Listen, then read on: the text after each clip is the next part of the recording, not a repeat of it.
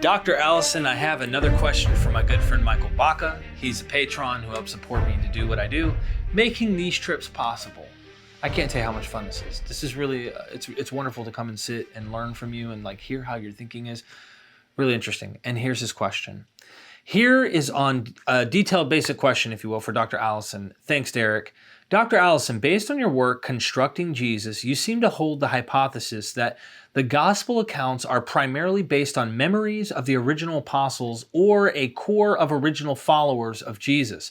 However distorted, a view shared with scholars like James Dunn and Bart Ehrman to come up with a historical Jesus which seems to be a modified form of the apocalyptic prophet first articulated by Albert Schweitzer.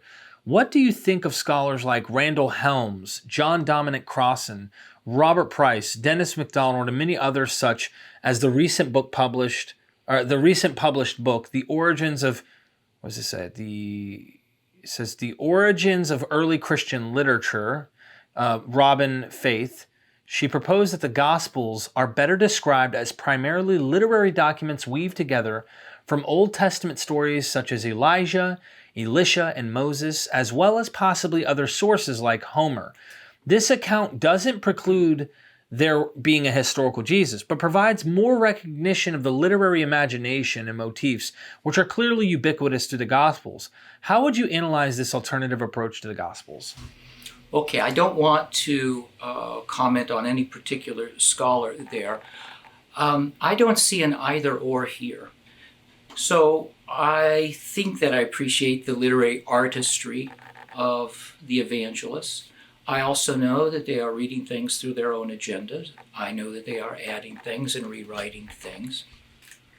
I also agree completely that these stories can be thought of, that these stories are exceedingly intertextual. Now, I think that the main argument that's probably behind this question goes back to David Friedrich Strauss in the 19th century in his great book, The Life of Jesus Critically Examined. And what he does is he goes through the Gospels, pericope by pericope, paragraph by paragraph, and he says, I don't think this happened. I know where this story comes from. So, for example, Jesus feeds 5,000 in the wilderness. There's a story very much like this in 2 Kings having to do with Elisha, where he feeds 100 people with just a little bit of bread. It's actually barley bread, and John 6 says the bread was barley bread. So the evangelists are aware of how similar these stories are. Strauss, then, he's right. He goes through the Gospels, and he uncovers parallel after parallel after parallel. And he does what some of the people named do. They infer from this that we have fiction, or these are mostly fictional texts. I'm more cautious here. So I think that the early Christians lived and moved and had their being in the Jewish scriptures, and that everything they perceived and saw and experienced was perceived in those terms. It's sort of like their language. So if they thought in Aramaic, they also thought in Bible. So let's say, for example, that Jesus at some point was actually seen by Peter in a vision. Let's just be hypothetical here. Peter in a vision saw Jesus glowing, all right? Saw lit up Jesus. Mm-hmm. What is Peter going to think? Is Peter going to say, I saw a lit up Jesus? End of story. No, he's not. He's going to think, if he's a pious religious Jew and he knows any of these stories they tell, He's going to think, I've seen this one before. And then he's going to think, wow, are there any other parallels? Or when he tells this story, aren't people going to add parallels to it? So you can look at Paul. In Galatians 1, Paul retells the story to some extent of his conversion, and he uses the language of Deutero-Isaiah and Jeremiah 1. That doesn't mean it's fiction. He's actually using biblical phrases and terms. If I may just to put into this is amazing because I've said this recently. It doesn't rule out the historical memory there. And what it does is it just shows if they're thinking in that context in the Hebrew scriptures and they have an experience, or let's use another more practical rather than getting into like paranormal or like, is this a supernatural thing or whatever as people like to call it.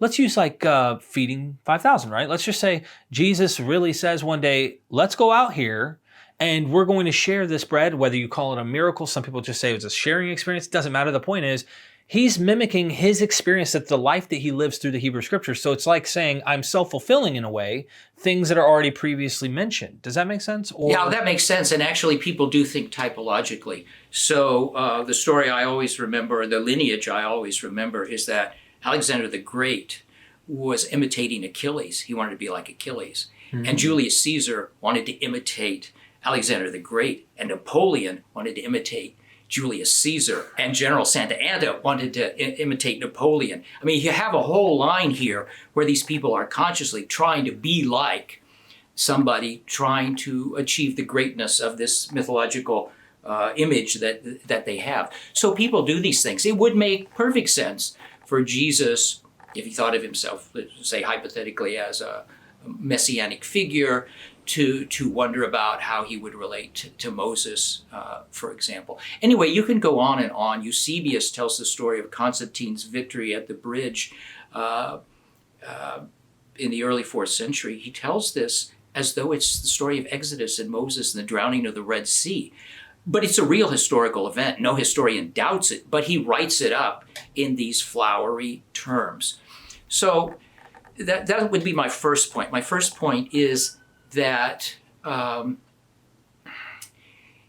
you can think in a language, but Scripture is also a language, and so you can formulate, your stories and experiences in those terms. But the second thing is that here, I suppose I'm with the apologists, but they are also in line with a lot of mainstream critical gospel scholars.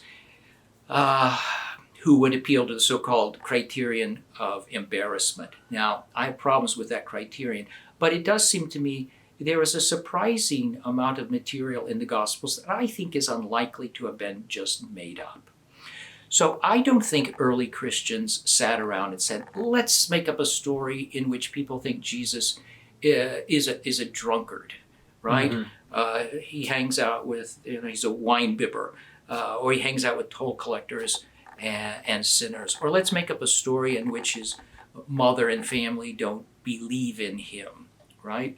I think you can go through, or let's make up a story in which people say Jesus is possessed by a demon. So there are a number of places in the Gospels where, if you want to call embarrassment or whatever, I just look at it and say, I think that's a memory here. I think some people who didn't like Jesus or opposed him said he was possessed by a demon, and here we have a memory of that. Or they said he was a friend of toll collectors and sinners, which was not a good thing. It was a really bad thing. So those sorts of stories, those little items, give me some confidence that there is some memory here. And then there's another thing. It actually has to do with what we were talking about in a previous interview, Paul and the overlap with Jesus, right? And why there often isn't an overlap. It's very interesting. If you go through the Gospels, a lot of the things that early Christians worried about aren't in the Gospels. Why not? Why didn't they make up a story where Jesus solves this issue of circumcision? Why isn't that there? Why, of all things, do you have the bizarre story of the Syrophoenician woman? She's a Gentile. He doesn't want to help her, but then he grudgingly does. Who made this up? Was this the pro-Gentile side or the anti-Gentile side? It just is not. I don't know that there's history behind that, but it doesn't look like a pure construction to me. It's kind of weird. And the thing is I would expect better instruction in the Gospels if they're nothing but fiction. Okay.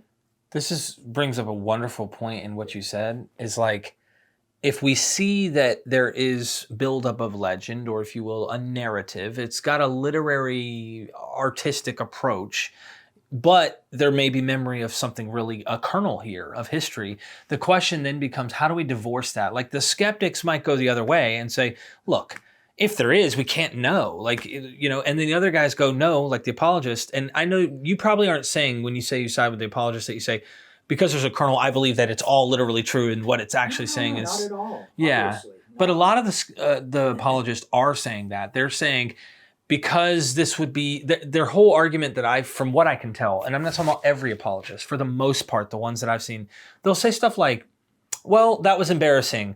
And because that was embarrassing, we can trust everything that you say is what happened. That's a non sequitur. So let's say you have 10 units, and you say, I think I can show or make good arguments that there's history in units 1 and 2. It just doesn't say anything about units 3 through 10.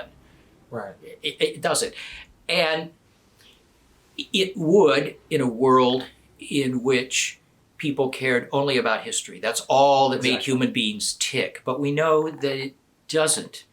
And they were thinking that way. Well, they weren't thinking that way, but there's another thing here. So let's say that you came to the conclusion that Mark was written by Mark and that Mark actually knew Peter. All right. And so he's getting his stuff from Peter and that Peter is an eyewitness. Okay. Now we know that eyewitnesses sometimes remember things correctly, but we also know that eyewitnesses sometimes don't get things right. But we also know that people exaggerate. I've actually been in the middle of telling a story and thinking, oh, if I went that way, it'd be a much better story, wouldn't it? Yep. And sometimes I have and sometimes I haven't. But we don't know what Peter's personality was. We don't know if, just assuming that he is behind some of the stories in Mark, we have no idea whether he had a good memory or a bad memory. Some people are foggy-brained. Some people have, fantastic memories. Oh, we don't know what Peter's memory was like. We don't know to what extent he was a great storyteller and liked to, run with things. Yeah. We just don't know these things. So you can't go from 1 and 2 to the whole thing. That's why one of the things I've tried to do the last, 15 years or so, is I said, I don't think I have the ability, the talent, to go through the tradition and say, this is authentic, that's authentic, this is authentic. I don't think I have that ability. I can do it with some things. Some things I look at and say, I don't think so. And some things I look at and say, yeah, I'm pretty confident. But that still leaves me, 70, 80% of this material. So my way of trying to get around this, maybe it's the wrong way, maybe I'm too trusting, but is to look at themes and motifs that keep repeating themselves, that keep appearing in different strata, in different sources, in different genres. I find this in sayings, I find this in parables, I find this in stories, it's in Q, Mark, and so on. And thinking that that's the place to start. And if it's not the place to start, if I'm wrong in doing this, then we just have to give up because the sources have such bad memory that Right. But I don't think there's strictly any way of getting out of a circle here. I really don't. And I think I said in an earlier book that there's subjectivity here, right? And I've been asking myself actually this week about a couple of passages and thinking, I think that's Jesus. Can I give any good reason why I think it's? I can't. I'm struggling to come up with something. When I read the arguments pro and con, they don't convince me. But the point is that there is an element of subjectivity. There are these world experts that they call in when they want to authenticate a painting or discover whether it's a forgery. And these people, they do. That's a fake, or that's really a Rembrandt. Forgers can be really good. Yeah. And some of these people, you talk to them, how do you do that? I don't know. It's something I do. I just learned, right? Or it's kind of like people at a seance. Let's say you've lost your spouse and you go to a seance and your husband speaks through, that is my husband. That really is my husband. That's a very subjective thing, right? So I think there's a subjective element. It bothers me. I don't know how to get around it. But all this leads up to, I think, so I may fool myself, I think I'm in contact with a person or personality when I'm reading the synoptics. The guy in John is very different for me. He's very different. But the guy in Matthew, Mark, and Luke, I think I can sense somebody behind this stuff. Now, somebody may say, a skeptic would say, well, you're just like the bereaving widow at the seance. You want to hear, and so you think right. You've done this. I hope not. I actually have to, this is going to sound weird coming from a skeptic. I like what you said there. The reason I at one point was a mythicist, I admit this on camera, right? So I want everyone to know. I went full skeptic after you start finding out it's not literally jot and tittle, historical, literal, and I went, what? You can't trust any of it. So I went full skeptic. I mean, I went all the way. And then I started like realizing in my little allegorical example here, I started sweeping away and went, hold on, that's a bone. Well, that looks like a fossil there, at least something. And I started going, whoa. There's dirt and there's fossils. There's something here. I don't know what. I'm trying to find out. And this has been my journey on MythVision literally to this day. And the journey's probably never going to end till I die because it's just the kind of data we have. But I'm with you in the sense that like when someone who's a mythicist says to me, give me the Jesus. And it's like, you don't understand. You can't give you the Jesus. But that doesn't make it not a very likely thing that there's an apocalyptic type of prophet here behind the scene, behind that we're kind of seancing out of the text here that is there. And there are things that for me make sense. Exactly what you just said. I relate to that. And I feel like, sure, I couldn't make you a argument that's going to convince you because you won't even accept some of this other stuff that I'm saying probably points to some reality there. You're already trying to find ways to discredit, well, it's mimesis. Okay, if it's mimesis, therefore it couldn't have happened. And it's like, we just talked about that and how literary tropes that are used doesn't negate, if you will, the historical reality of someone even acting in the world they lived in, if like we talked about. So it's so complex. It's just difficult. It's difficult. Well, I agree. I'm not sure I have anything else to say about that. Thank you.